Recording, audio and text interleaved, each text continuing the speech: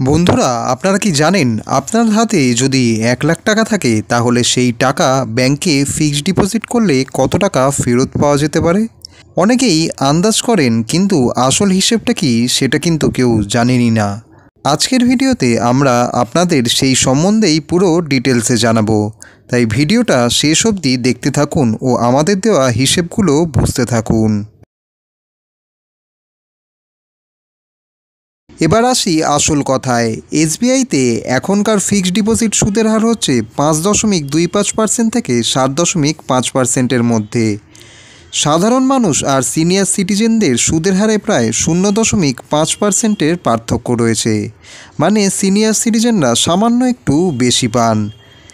এখন দেখা যাক 1 লাখ টাকা রাখলে আলাদা সময়ের জন্য আপনি কত টাকা এখান থেকে ফেরত পাবেন। 6 মাসের এফডি হলে সাধারণ গ্রাহক হিসেবে আপনি 6 মাস শেষে 5.25% হারে রিটার্ন পাবেন 1,02,625 টাকা। আর যদি সিনিয়র সিটিজেন হন তাহলে 5.75% হারে আপনি পাবেন 1,02,875 টাকা। যদি আপনি 1 বছরের জন্য এফডি করে রাখেন তাহলে সাধারণ গ্রাহক হিসেবে আপনি 6.80% হারে পাবেন 1,06,975 টাকা।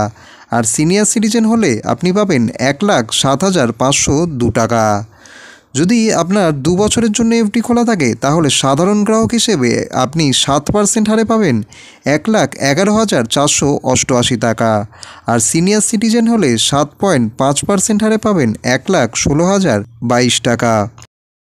5 বছরের জন্য যদি আপনি এফডি করে থাকেন তাহলে সাধারণ গ্রাহক হিসেবে 6.5% হারে পাবেন প্রায় 1,32,248 টাকা। আর সিনিয়র সিটিজেনদের ক্ষেত্রে 7.5% হারে পাবেন প্রায় 1,44,995 টাকা।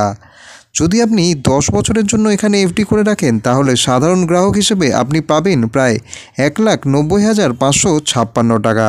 আর সিনিয়র সিটিজেন হিসেবে আপনি এখান থেকে পেতে পারবেন প্রায় 2,10,235 টাকা।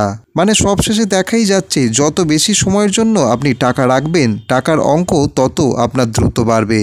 তবে একটা জিনিস মাথায় রাখবেন, ম্যাচুরিটি পিরিয়ড শেষ হওয়ার আগে কিন্তু টাকা ভাঙবেন না, কারণ তার আগে যদি টাকা ভেঙে থাকেন তাহলে কিন্তু সুদের হার আপনার কমে যাবে। তো বন্ধুরা, এবার আপনারাই বলুন, আপনারা হলে 1 লাখ টাকা কতদিনের জন্য ফিক্সড ডিপোজিট হিসেবে রাখতেন? 6 মাস, 1 বছর নাকি 10 বছর? কমেন্টে আপনাদের মতামত জানাতে একদমই ভুলবেন না। দেখা হচ্ছে পরবর্তী ভিডিওতে।